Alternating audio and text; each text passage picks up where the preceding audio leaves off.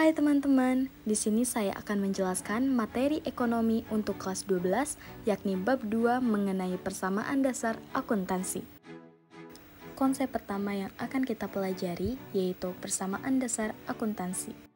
Konsep dasar dari struktur dasar akuntansi adalah terjadinya hak atau kepemilikan di satu pihak yang akan selalu disertai dengan kewajiban di pihak lainnya.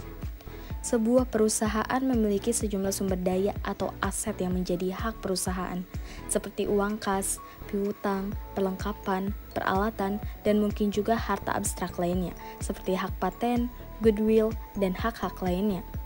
Aset yang dimiliki oleh badan usaha harus disadari berasal dari pemilik yang dititipkan untuk dikelola badan usaha dalam rangka mendapatkan tujuan perusahaan berupa laba atau memberi layanan kepada konsumen. Maka atas dasar pengertian itu dapat diformulasikan persamaan sebagai berikut. Aset sama dengan ekuitas pemilik.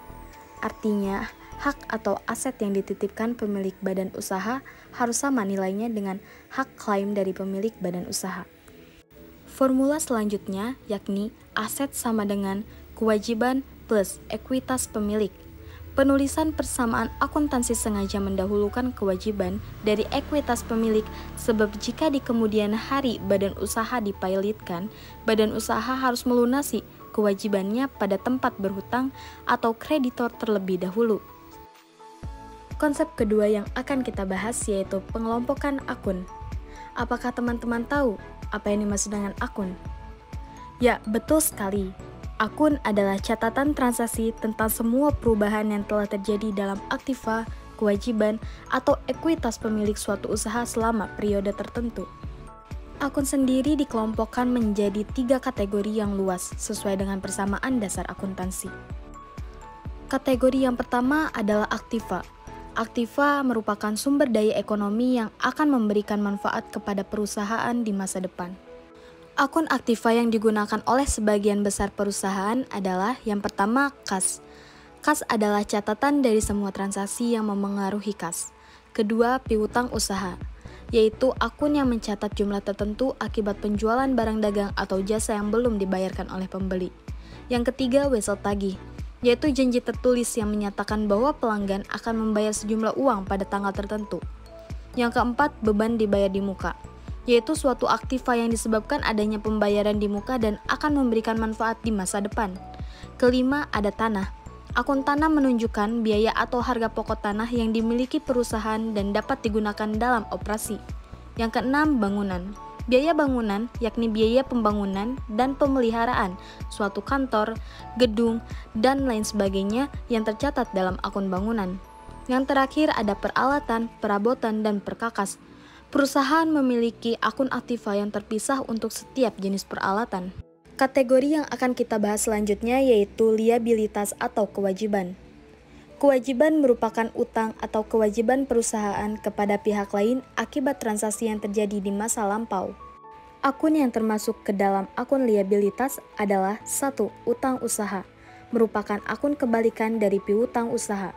Kedua, wesel bayar, merupakan akun kebalikan dari wesel tagih, yaitu utang yang dimiliki perusahaan karena menandatangani surat proms untuk meminjam uang atau membeli sesuatu. Yang ketiga ada kewajiban akrual, yakni kewajiban atas suatu beban yang belum dibayar. Kategori yang ketiga yaitu ekuitas pemilik. Ekuitas merupakan hak pemilik perusahaan atas kekayaan atau aset perusahaan.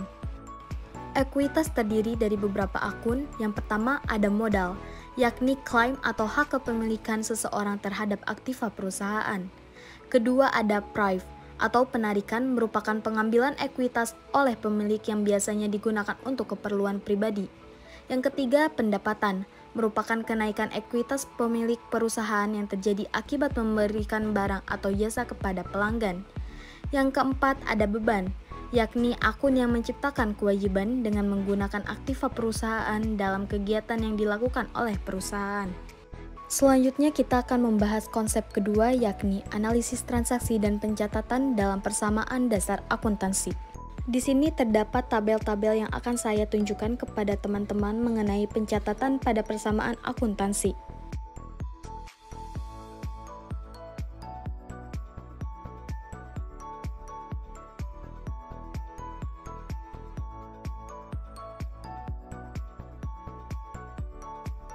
Pencatatan berbagai jenis transaksi dalam persamaan akuntansi harus memperhatikan keseimbangan antara aset, kewajiban, dan ekuitas.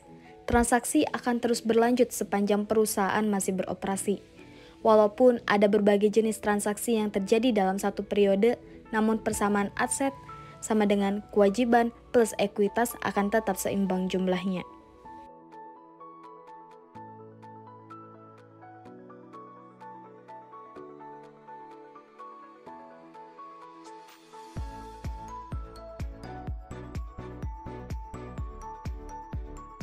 Tidak terasa pertemuan kita dalam pembahasan materi kali ini sudah sampai puncaknya.